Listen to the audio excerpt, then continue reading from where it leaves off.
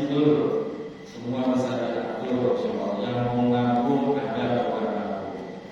Sedangkan ada rezeki udah tabungi,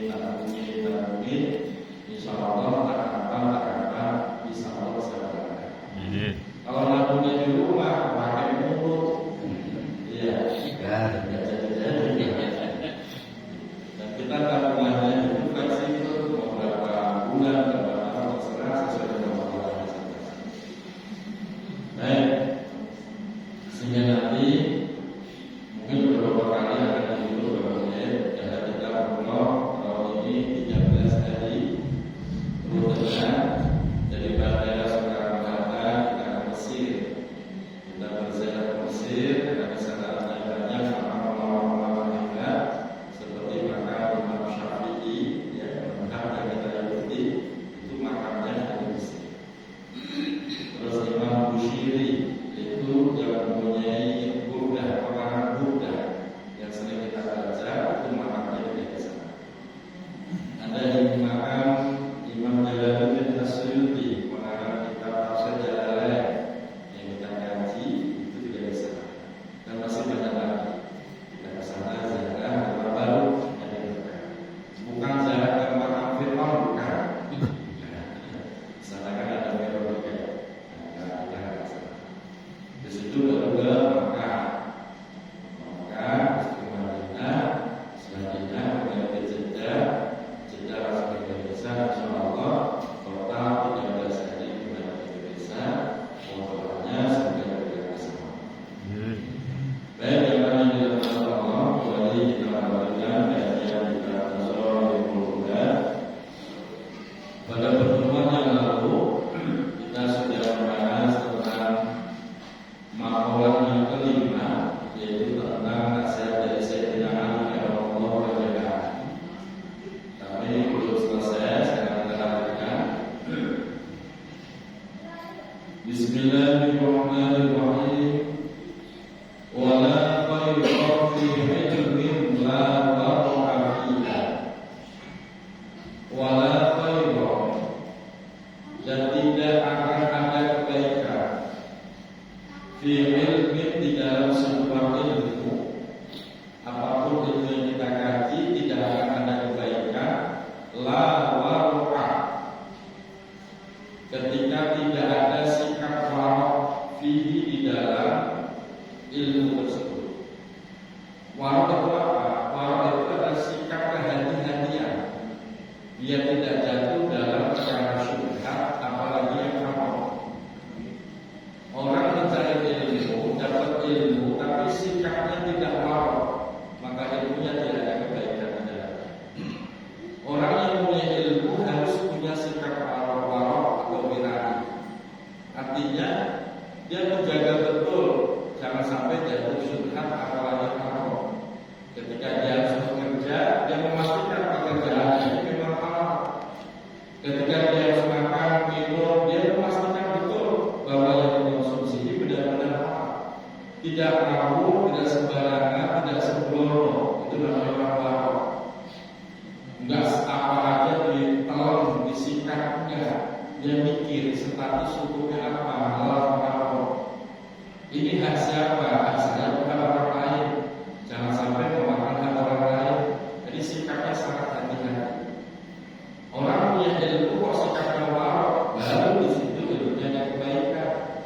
Tapi kalau ilmunya banyak, mau lama, tapi ngawur kehidupannya, maka tidak akan ada kebaikan di dalam ilmu. Makanya Bapak Ibu bisa mengukur ini orang punya ilmu apa enggak. Ngaji dia bertahun-tahun. Berapa tahun kita ngaji mobil? 6 tahun. Ya lebih mobil. Kita udah lebih ngajinya dalam tahun. Saya dulu sini itu tugas, sekarang jadi dua bagian di sini. Lama kita ngaji. Nah, kita ini ilmu kita ini kebaikan apa enggak? Kita bisa ukur diri kita. Kalau ilmu itu bisa menjadi rem bagi diri kita, bisa ngerem, oh ini halal, oh ini haram, oh ini jangan. Bisa seperti itu, berarti selama ini kita kaji benar-benar ilmunya ada kebaikan di dalam. Tapi kalau ngaji sudah bertahun-tahun, tapi di dalam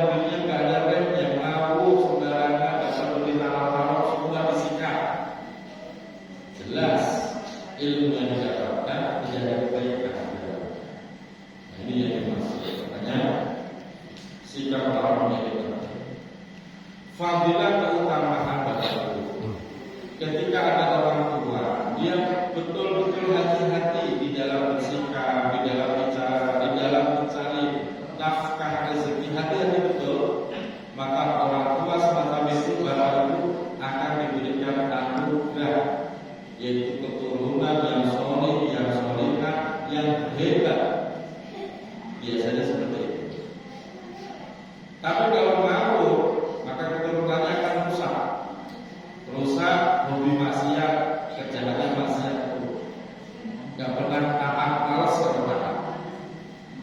Makanya Imam Syafi'i Bapak Ibu itu punya ayah yang mana ayahnya ini sangat warok di dalam masalah makan minum. Suatu hari bapaknya Imam Syafi'i itu benar-benar sedang kelaparan. Saat dia menyusuri sungai, ternyata ada buah apel yang terbawa air. Namanya kalau lagi lapar, kalau ada apel terbawa air, terus diambil. Habis diambil dia dimakan. Begitu satu gigitan, dia tiba-tiba tersadar, Inna lillahi wa inna ilaihi raji'un. Saya telah memakan harta yang haram. Ini apel punya siapa? Kok tiba-tiba saya harus makan belum mendapatkan izin? Karena nggak mungkin apel ini ada atau ada yang memiliki. Akhirnya dicari tuh Pak. Diturut itu sungai diturut. Dari mana nih apel ini jatuh hanyut ke bawah air itu terus sampai akhirnya dia menemukan sebuah perkebunan apel dekat sungai. Maka dia meyakini bisa jadi ini apel benar-benar jatuh dari sini. Dia cari itu siapa pemilik kebun itu. Setelah dapat, ketemu sama orang pemilik kebun. Disampaikan, wahai Bapak, saya mendapati apel Bapak hanyut ke bawah air. Karena saya merasa lapar, tidak berpikir panjang, langsung saya gigit, baru satu gigitan. Ini apelnya saya bawa, saya minta ridhonya. Biar yang sudah masuk ke dalam badan ini menjadi halal, menjadi kebaikan buat saya. Melihat pemuda yang punya sikap warok seperti itu, si pemilik kebun dalam hati ngomong, ini pemuda luar biasa. Cuma gara-gara apel aja pakai biji. Ada nggak pemuda sekarang itu? Yang ada malah orang yang ada dilotokin. Akhirnya ini pemilik kebun nggak langsung mengikhlaskan Pak. Pengen uji lebih lanjut, ini pemuda kelihatannya luar biasa. Pengen diuji, boleh. Saya akan ridho tapi ada syaratnya. Syaratnya apa? Kamu harus bekerja di kebun saya selama 3 bulan. Akhirnya bekerja di kebun apel selama 3 bulan. Selesai 3 bulan, kelihatannya kerjanya juga bagus. Kembali dia mau izin, apakah Bapak sudah memberikan ridho atas apel yang pernah saya makan? Kata bapaknya, masih ada syarat satu lagi. Apa itu syaratnya Pak? Kamu harus menikah dengan anakku. Anakku ini buta, anakku ini tuli, anakku ini bisu, anakku ini lumpuh. Kamu mau Pak? Coba kalau Bapak di posisi itu, terima apa kabur? Bodoh amat. Ini hebatnya orang mau demi mendapatkan ridho, dia rela bekerja nggak digaji selama 3 bulan. Dia rela menikahi saya siap, wahai Tuhan, menikahi putri Anda yang katanya bisu, buta, tuli, lumpuh. Bayangin itu Pak, dinikahi sama perempuan model begitu. Tapi kalau pengen dapat ikhlas itu, akhirnya mau. Begitu sudah dinikahkan, dimasukkan ke dalam kamar, dipertemukan dengan perempuan yang dimaksud. Begitu ketemu dengan perempuan itu,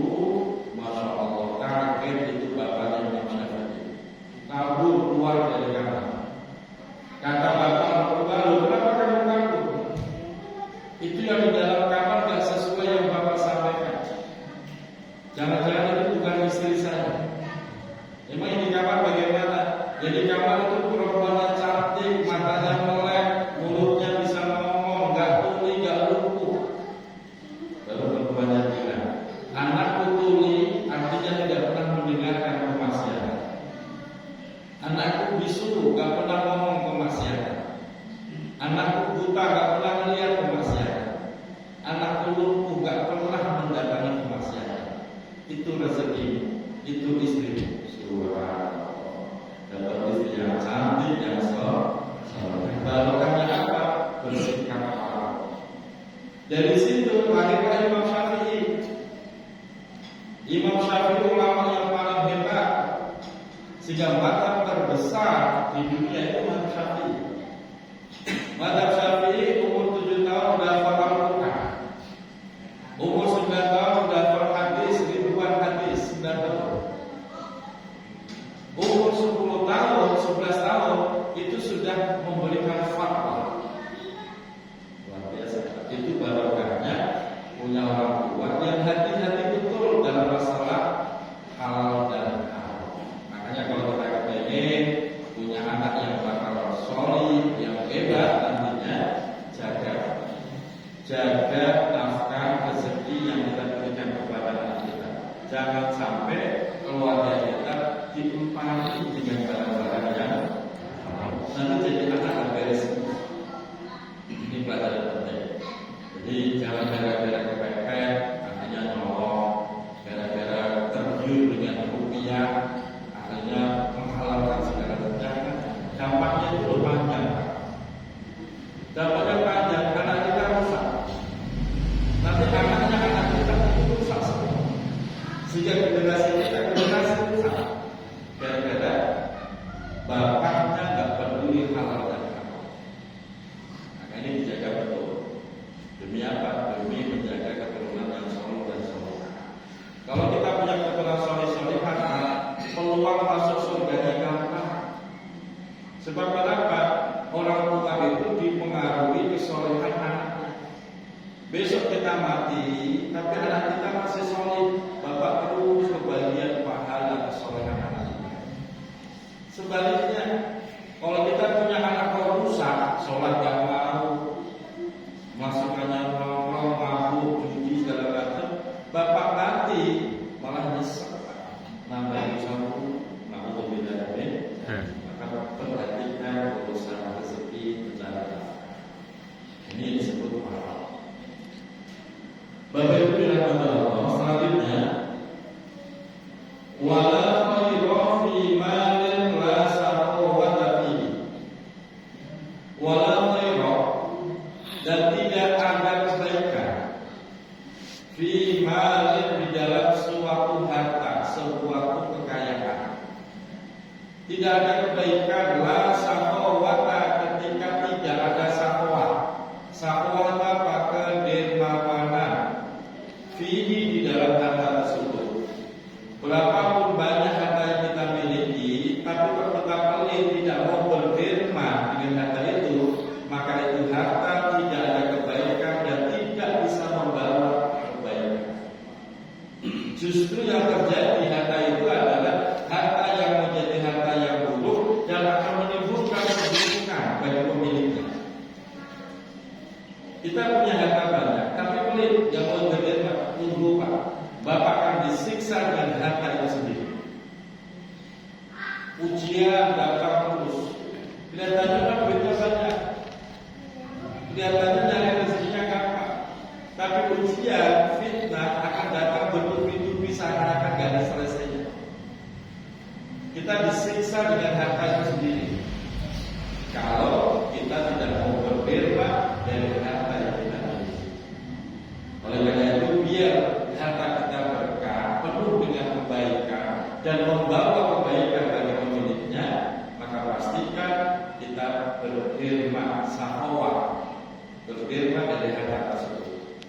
Terlebih-lebih kalau harta itu didapatkan tanpa kerja keras. Contohnya apa? Umpamanya Bapak dapat warisan, kan nggak pakai kerja keras kan Pak? Kalau dapat warisan, begitu dicairkan 1 miliar, banyak bisa punya namanya.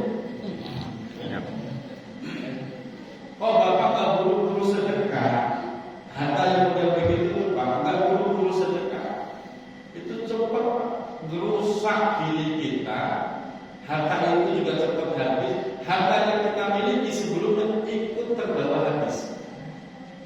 Makanya hati-hati kalau dapat rezeki yang sifatnya nggak pakai usaha seperti itu. Atau bapak dapat busana rol, ada dapat busana rol, nggak ada saja. Itu yang luar biasa, bukan ganti rugi, pak, ganti untung itu. Malah orang tua biar tak busana rol, kok nggak buru-buru sedekah ya? Harta itu akan habis nggak tersiksa, maka akan habis harta yang lain. Maret habis sedekah. Atau rezeki apalah tahu-tahu ada yang bagi, ya itu harta yang tidak terduga apakah usaha itu justru bahaya kalau nggak buru-buru di sedekah. Nah makanya di sini berapapun harta kita, banyak sedikitnya nggak masalah. Yang terpenting berdermalah dengan harta kita. Sebagaimana firman Allah Subhanahu wa taala, "Yamhaqullahu riba wa yurbis shadaqat." Allah akan menghapus harta yang riba. Wa yurbis shadaqat, dan Allah akan menyuburkan harta yang dikeluarkan sedekah. Allah sebutkan. Kalau kita benar-benar ikhlas dalam berderma, gak ada ceritanya baru gara-gara sedekah. Yang ada hartanya makin subur, makin banyak, gak ada habisnya. Barokahnya sedekah. Jangankan kita orang muslim, Pak. Orang non muslim sekalipun kalau rajin sedekah, Allah suburkan hartanya, Pak. Bapak bisa cek, dia Chinese, dia agamanya non muslim, tapi rajin sedekah, sosialnya bagus. Itu hartanya Allah suburkan. Bagaimana dengan kita orang muslim? Malah luar biasa, Allah suburkan, Allah berkahi. Bapak bisa cek, banyak kan orang non muslim tapi sosialnya tinggi ya. Itu suka cek, hartanya pasti subur. Apalagi kita nih orang muslim, pasti akan Allah suburkan lebih baik lagi, lebih hebat lagi. Makanya urusan sedekah jangan pernah dianggap sebagai beban. Kalau ada tarikan dan apapun, alhamdulillah, sedekah semampunya. Jangan ada bahasa kesel, jangan. Bapak dapat tarikan sedekah kok kesel, gerutu, grudel, justru itu akan mengundang fitnah, merusak harta kita.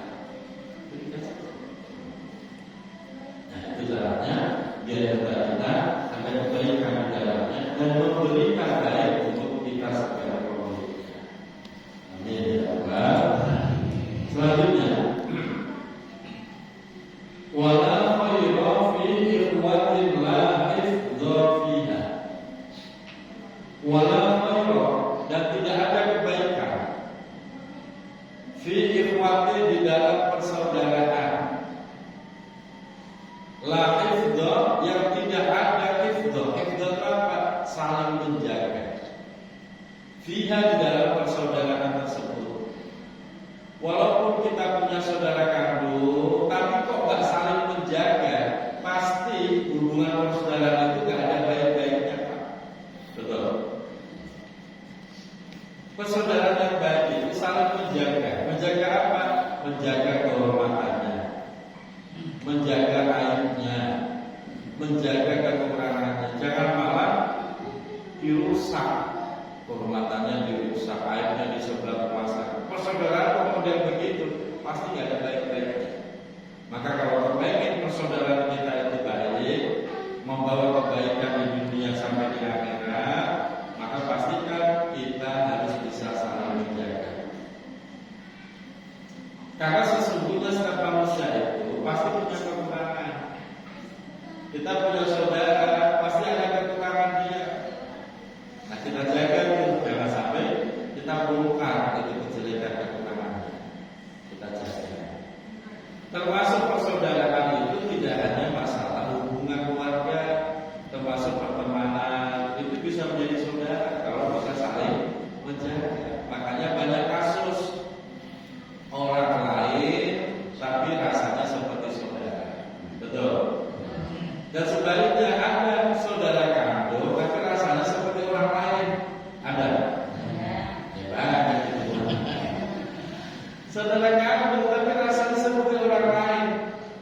ngobrol berdua nggak bisa, duduk bareng nggak bisa, yang ada malah saling curiga, saling sudut. Yang ada persaudaraan udah begitu nggak sehat, yang ada malah hati ini murah ya kan? Apa tapi kalau bisa saling menjaga, walaupun dia orang lain sekalipun, nggak ada hubungan darah, tapi akan berasa seperti saudara, karena bisa saling menjaga. Jangan merasa saudara cuma basuh, ada batasan-batasan yang harus kita jaga. Urusan pribadi, kalau nggak diajak ngomong, jangan ikut campur. Kalau merasa saudara apa baik dicampurinnya, akan malah rusak. Dijaga, ada batasan-batasan, sehingga dengan begitu saling menghormati, sehingga persaudaraannya ada kebaikan di dalam. Itu nasihat Imam Ali Sayyidina Abu Bakar. Banyak kasus kata-kata itu beda sama orang lain, benar cakep, akrab sama saudara bisa. Termasuk persaudaraan ini sama istri juga, Pak. Ada suami istri itu gak bisa duduk bareng, gak bisa. Tapi dia punya anak gitu ya. Duduk bareng manis itu gak bisa, tapi anaknya punya. Terus gimana caranya ini kadang-kadang gitu. Tapi giliran sama orang lain, sama perempuan lain, dia punya anak romantis. Mesra, ada lagi di bawah ini. Aneh itu, kan itu fakta ya Pak, fakta itu. Makanya kita sebagai suami ini, kalau kita sebagai suami bisa akrab sama perempuan yang lain, maka sama istri harus lebih akrab, lebih romantis. Kita sama teman aja, dermawan, baik hati, sama saudara kandung harus lebih baik lagi. Jangan kebalik-balik, sama saudara kandung buat dan nah, yang penting apa? Cara menjaga persaudaraan, berikan menjaga, ada batasan-batasan. Insyaallah persaudaraan itu benar-benar dunia akhirat. Artinya akhirat itu apa? Persaudaraan yang dijasari itu besok bisa menolong. Seperti kita bersaudara dalam pengajian, seperti itu. Gak ada sudut, yang ada salah menyanyi, salah mendoakan. Ini nanti di akhirat bermanfaat. Bisa mensyafaati. Besok di akhirat ketika semua sudah umur mau masuk surga, itu baru mungkin bisa ngecek tuh. Udah kumpul semua apa belum? Cek. Kalau nggak ada dicari, tolongin yuk, tolongin dicari. Bang Ida belum datang, cari Bang Ida. Barangnya malah pojokan, apa yang Bang Ida? Cari itu surga itu Pak. Itu dasar persahabatan dunia akhirat, persahabatan yang didasarkan karena mencari ridhonya Allah. Itu namanya. Makanya banyakin saudara, saudara juga sekarang bukan saudara, siapapun saudara, betul? Iya. Selanjutnya, wala khayra fi ni'matin la baqa'a fiha. Wala khayra, tidak ada kebaikan fi ni'matin, di dalam sebuah nikmat. La baqa'a, yang mana di dalam nikmat itu la baqa'a, tidak ada kekekalan, tidak ada kekekalan fiha, di dalam nikmat. Hanya sebentar doang, gak ada yang ada. Jadi orang kaya dadakan. Jadi orang kaya dadakan karena dapat warisan 1 miliar tadi namanya. Karena dia pelit, dia nyombong, yang kayanya cuma sebulan doang. Habis sebulan udah jatuh miskin lagi. Ada kan model begitu Pak? Nikmat yang model begitu itu malah nyakitin Pak.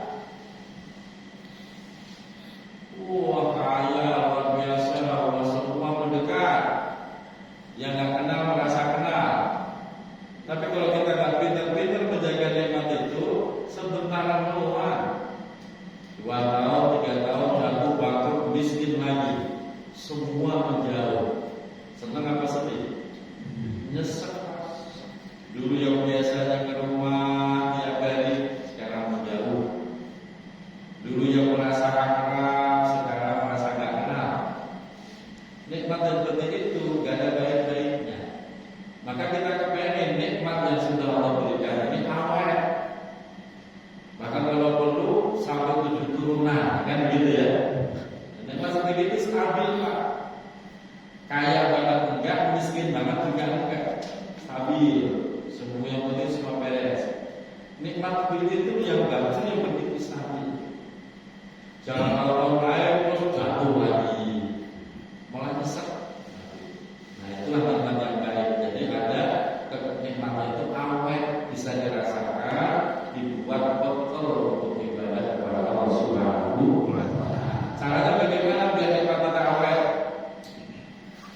Satu, sedekah. Tadi saya sudah bahas.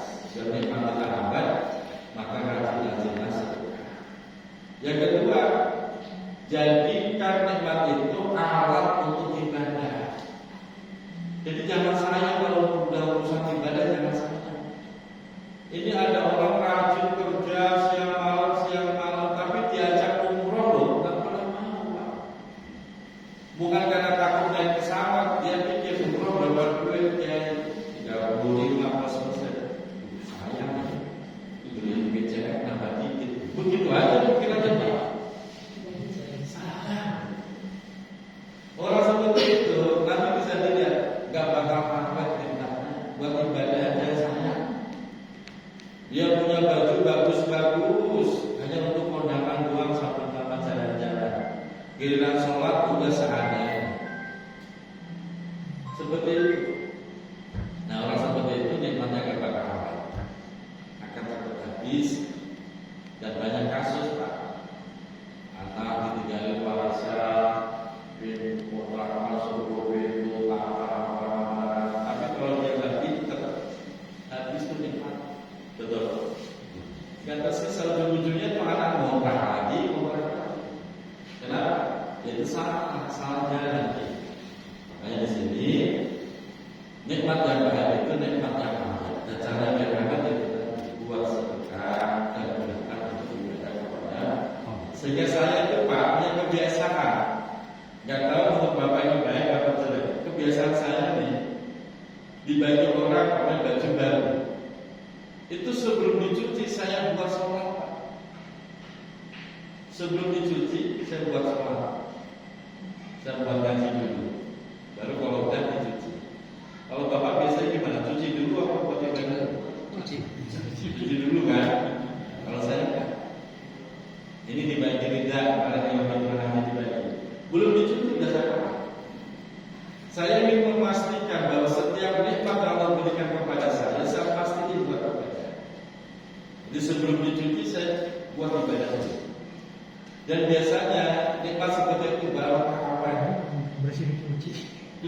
Habis itu baru dicuci. Kenapa? Biasanya kan dicuci dulu ya, katanya bau kalau bau. Enggak sadar nyakit San. Takut nyakit. Nyakit. Kejauhan itu. Pemikirannya kejauhan. Baju baru menyakit. Penyakit berarti baru. Ada kotoran-kotoran lagi. Jangan ingat Tuhan. Kita nggak pernah. Memastikan setiap nikmat kita tahu. Dan itu benar-benar saya rasakan barokah. Maka bagi saya waktu mondok itu sekarang masih ada sisain satu buat kenangan. Yang lain lagi diminta orang. Saya buat kenangan. Masih saya pakai sesekali buat sholat di rumah. Jadi sampai sekarang saya merasakan ini. Alhamdulillah saya tidak pernah kehilangan sesuatu. Kehilangan duit, kehilangan apa? Alhamdulillah saya tidak pernah kehilangan sesuatu. Caranya itu tadi Pak, pastikan setiap kita dapat sifat dulu dibuat tidak. Katakan orang pinjaman ini, pinjaman itu tadi dulu buat ibadah.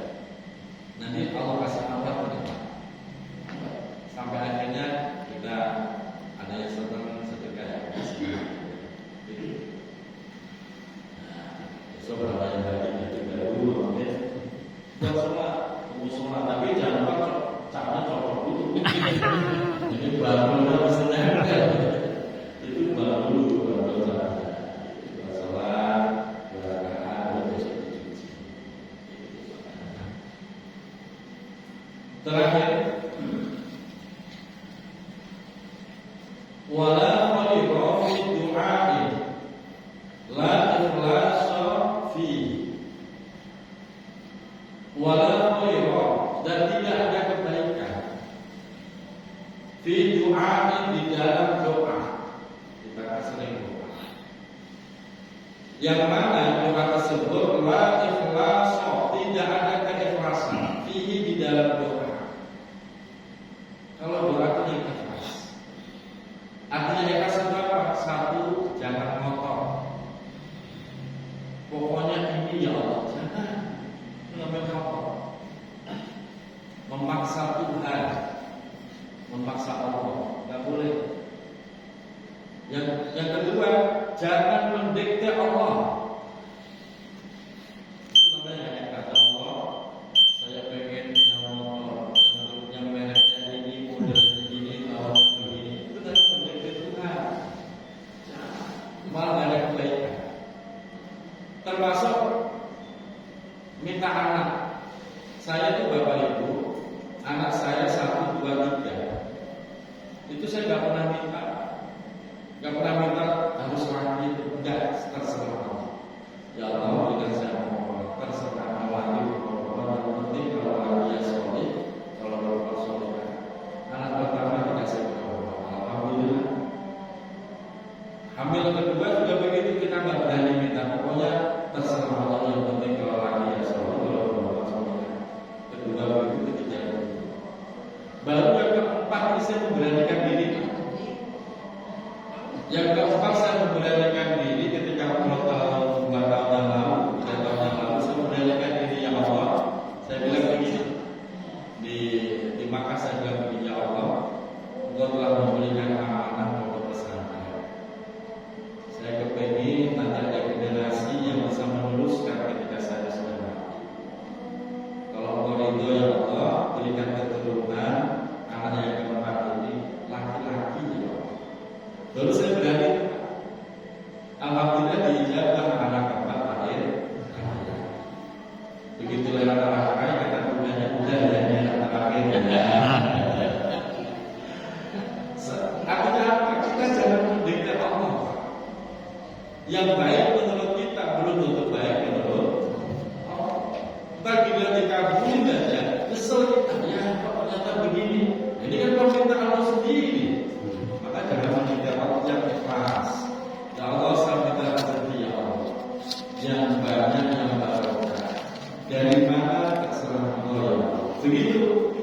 Jangan ngotot, ya Allah, saya pengen proyek itu, pokoknya jangan sampai proyek itu ketemu orang, ya Allah. Biar dapat oleh saya, jangan ngotot. Yang baik menurut